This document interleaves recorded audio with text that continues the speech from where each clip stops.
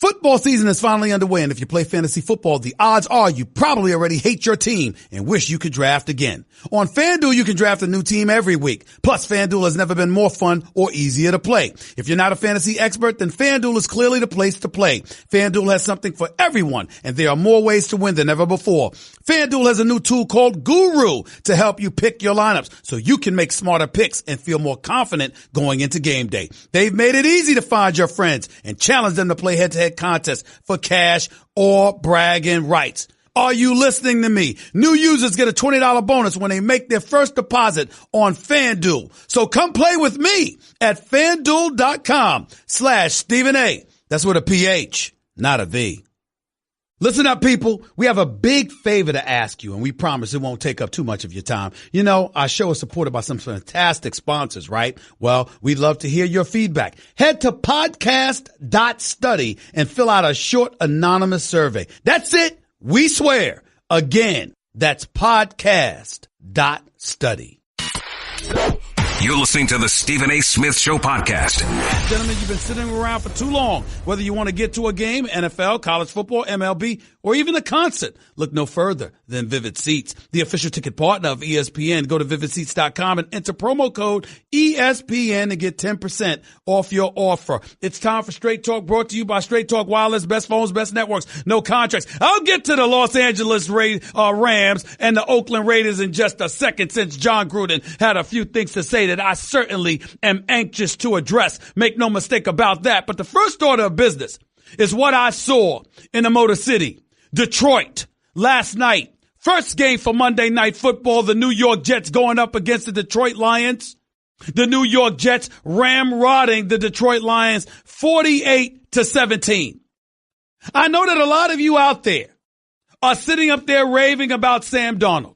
I know that there's a lot of you out there that are looking at Sam Darnold and saying, my God, this is a franchise quarterback. What the hell were the New York Giants doing passing up on Sam Darnold with the number 2 overall pick and selecting Saquon Barkley, thereby leaving Sam Darnold to fall to number 3 with the New York Jets? I've got something to say about that. Could you please pump the brakes? Could you please calm your nerves? Could you please calm down, pump the brakes, take a pause, take a chill pill, and relax?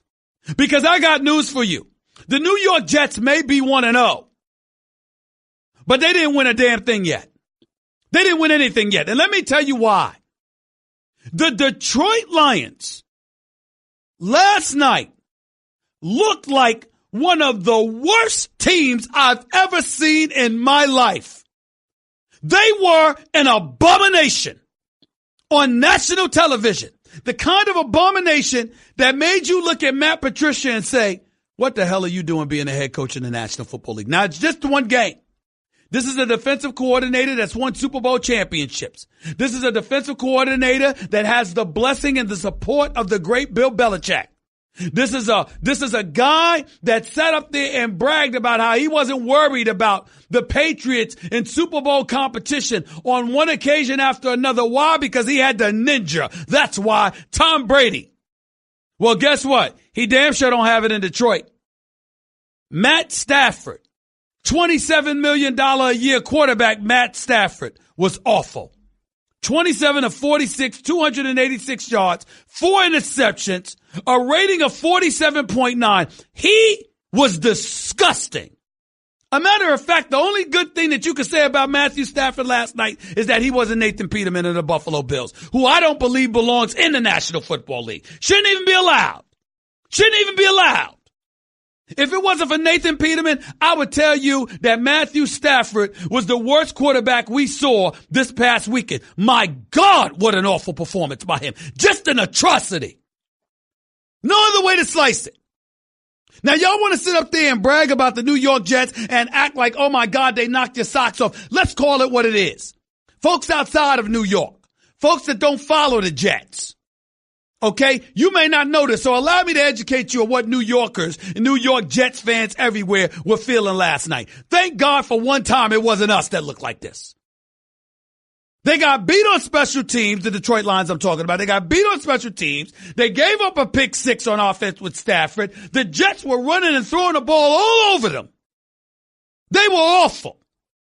I mean, a complete Total meltdown, lack of preparation, everything. I mean, the Detroit Lions stunk. Just horrible.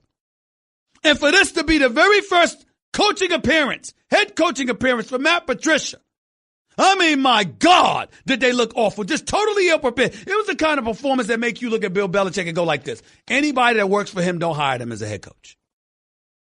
Now, I don't mean to throw these names out there because I'm not saying these people don't know football. I'm not saying these people aren't great football minds. I'm not saying any of that. But look, Romeo Crennel, Eric Mangini, Bill O'Brien, Charlie Weiss, now Matt Patricia, the list goes on and on. There's a whole bunch of Bill Belichick disciples that haven't had winning records as head coaches in the National Football League. It's just a fact. It's just a fact.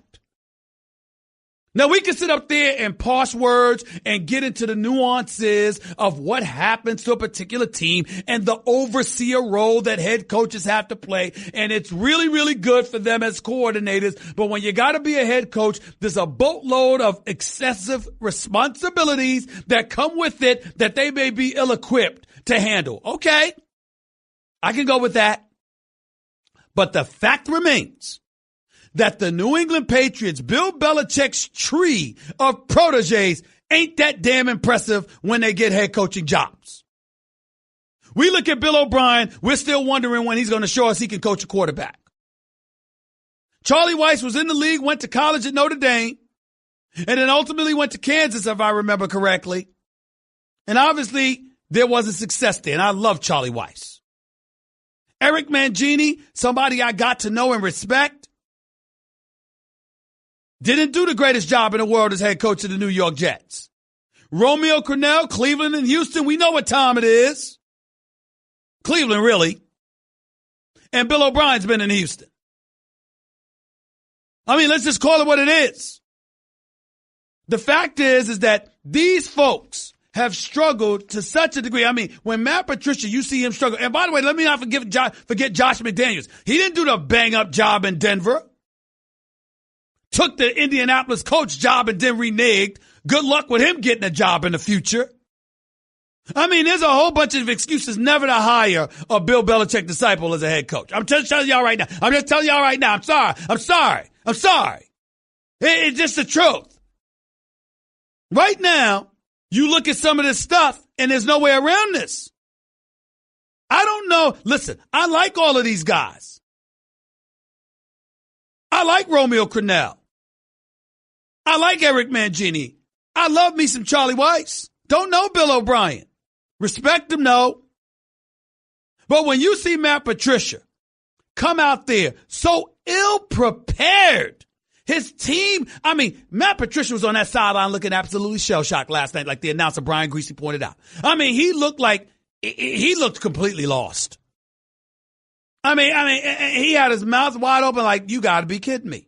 I barely saw him talking in his microphone. He never talked to Matthew Stafford. I mean, as if the city of Detroit don't have enough problems.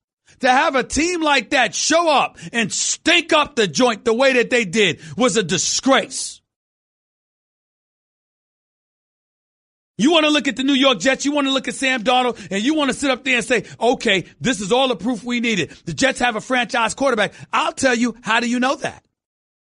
I respect Sam Darnold. I think he's going to be pretty damn good. But I haven't seen it yet. 16 to 21, 198 yards, threw a 41-yard touchdown pass to Robbie Anderson. I get it. I understand it. Robbie Anderson's only reception in the game, by the way. I get it. Anunua was targeted 10 times, had 6 receptions. Pryor was targeted 3 times. So was Sterling. The other 4 receivers, because he targeted 7, they were targeted 1 time. Sam Darnold didn't have to do much because the Lions were busy beating themselves.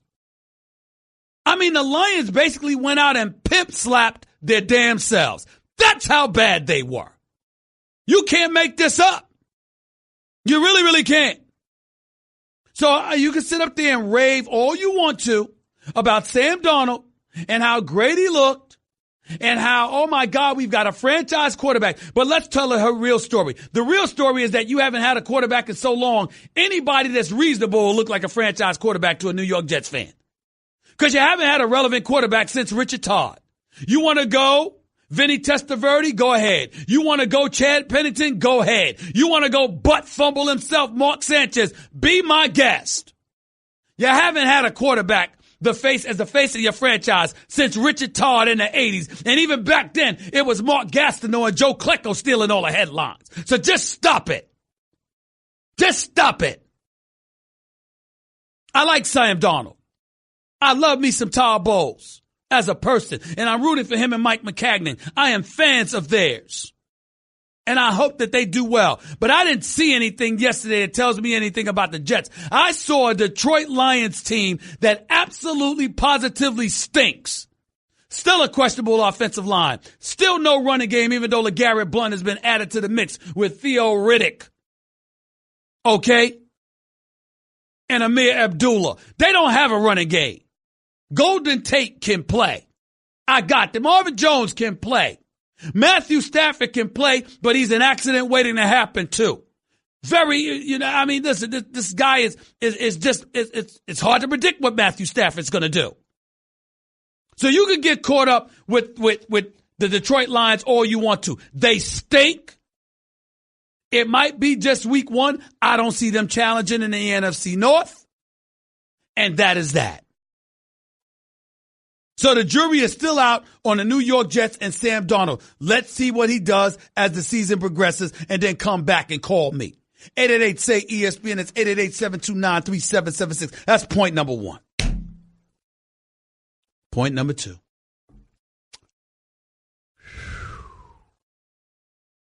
This dude, John Gruden. Let me tell y'all something. John Gruden was a fantastic football analyst for ESPN. Despite the fact that I like Jason Witten, Joe Tessitore, and Booger McFarland, although I'd like to see more Booger McFarland on camera. I ain't going to front about that. I'd like to see him on camera, by the way, not just hear his voice. It is television, after all. I like the team. But John Gruden's John Gruden. Big time and exceptional in every way that's imaginable. As a football mind and a football analyst. But guess what, ladies and gentlemen? He's not a coach and a man running the show for the Oakland Raiders since they gave him a 10-year, $100 million deal with incentives that'll give his contract, pump his contract up to $118, $120 million. That first half was incredibly exciting.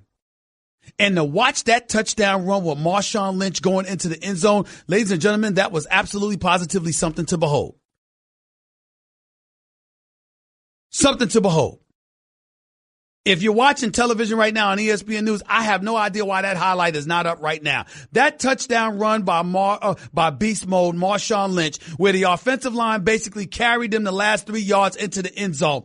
That personified Raider Nation. And those fans who have been screwed over royally once this man, Mark Davis, the owner, has decided to take the Raiders to Las Vegas because the city of Oakland can't come up with funds to renovate their damn stadium. I mean, you see John Gruden raising his fist, screaming, pumping his fist in the air. It was something special. I mean, I got to admit it. I was caught up in the sauce right there. I mean, I was like, this is Gruden. This is football. This is what Raider Nation is all about. It was something special to behold. Then the second half arrived. And the Los Angeles Rams, that other team in the state of California, okay, the third team because the Chargers are there. The Los Angeles Rams said, okay, y'all finished now? Y'all have fun? Y'all have fun? Y'all cool? Y'all enjoy this first half? We didn't want to rob the fans watching on television of a competitive game, at least for the first half. So what do? They scored 23 unanswered points in the second half and just ramrodded the Raiders. Started giving the ball to Todd Gurley more, gave it to him 4 times more in the first half, in the second half than he did in the first half. Gave him the ball 4 times in the first half, gave it to him 16 times in the second half. He finished with 108 yards, averaging 5.4 yards a carry. Goff finished 18 to 33 for 233 yards passing without an interception, but with 2 touchdown throws. One of them was to Kupp. Another was to Gurley. And they just overwhelmed the Raiders. And in the end, when John Gruden had to address the media, he sat up there and said, we didn't have a pass rush. Duh! You think? Maybe if you had traded Khalil Mack, you would have a damn pass rush. How about that? Now, let me be very, very clear. You want to bring up the cap situation and all of this other stuff. I ask a simple question. Did Mark Davis really have to give John Gruden $100 million to get him to come to the Raiders? Couldn't he have given John Gruden $70 to $75 million and saved the rest for Khalil Mack? Not that the coaching salary counts against the cap. But my point is that you got the best player. You got one of the best players in football. One of the premier defensive players. It's Raider Nation we're talking about. How come you could not have signed Khalil Mack and then traded him at the end of the season? How come you couldn't have kept him a part of Raider Nation for the fans in Oakland moving forward? You know why? Because John Gruden was about John Gruden. We got me. So guess what? The hell with one of the premier defensive players in the games. We wasn't that good on defense anyway. You don't think he could have used him last night? I think he could have. I think it might have boded well for you. And I think it's the kind of thing that we have to think about when we think about the Raiders moving forward. Because guess what? They went to bed. This is not the most talented team in the world. You gave Marshawn Lynch the ball. Love seeing him going in for a touchdown run. I got it. One run he ran for 10 yards. The other 10 carries, 31 combined. Finished averaging 3.7 yards a carry. Excuse me, you need more. Amari Cooper, why the hell was he only targeted just 3 times? Why? He had back-to-back 1,000-yard seasons before he nosedived a little bit last year. And oh, by the way, the last quarter of the season, he was hurt. A concussion in week 13, a high ankle sprain in week 15. How the hell is this guy Cook your primary guy? This guy, Jared Cook. You got your tight end in situations where he's being guarded by Marcus Peters. How you think that's going to work out? He had 9 receptions for 180 yards, including a 45-yarder. But for the most part, he wasn't going to hurt you when it really, really counted. I mean, can we wake the hell up, please? And this guy, Derek Carr. I like Derek Carr. Derek Carr was an MVP candidate in the league 2 years ago. What has happened to him? Yeah, 29 of 40 for 303 yards. Did you see those 3 interceptions? Where the hell was he throwing the football? You got your $125 million. Everybody brags about the accuracy. Where is it? Where is it? And oh, by the way, speaking of Derek Carr, same guy, isn't that the same guy that John Gruden said, hey, this guy is our team. We go where he takes us. Didn't John Gruden say every single thing we do is for this guy, Derek Carr, whose salary, by the way, is taking up 15% of your cap?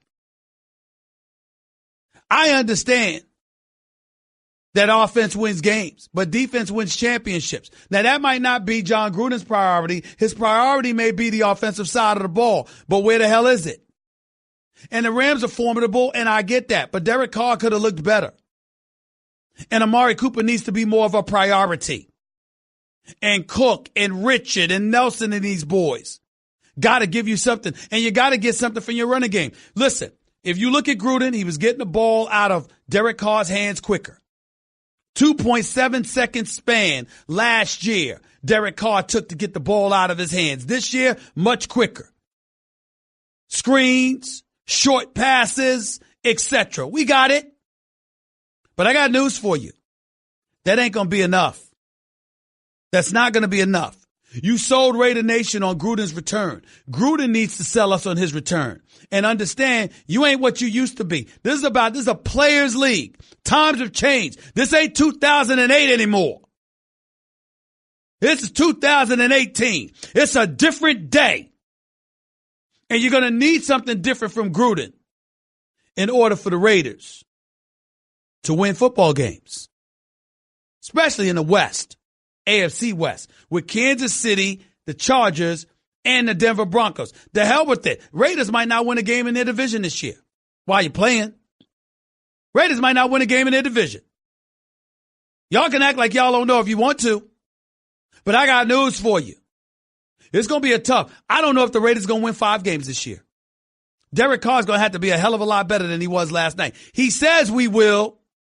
I'm here to tell you, not if they don't get Amari Cooper more involved. I promise you that. By the way, Discover Card believes anniversaries should be a time of celebration, not obligation. That's why they think annual fees are just ridiculous. And now, just for giving them a try, Discover will give new card members a 1-year anniversary gift they'll never forget. At the end of your first year, they'll match all the cash back you've earned dollar for dollar. No caps, no catches. Try it and believe it at discover.com/match. Only for new card members. Limitations apply. Craving even more of Stephen A? Him of all people. For around-the-clock access to the man? I'm Stephen A. You can follow him on Twitter and Instagram at Stephen A. Smith and on Facebook at Stephen A. Computer, execute 12.4p operation. Optimizing algorithm. Running encryption packet alpha. Night. Oh, I don't feel so good. What is it, computer? Is it hot in here? It feels hot in here. I feel a little clammy. I should lie down or something. A computer with a virus? Surprising. What's not surprising? How much you could save by switching to Geico. Those oysters Rockefeller were a mistake. Geico. 15 minutes could save you 15%.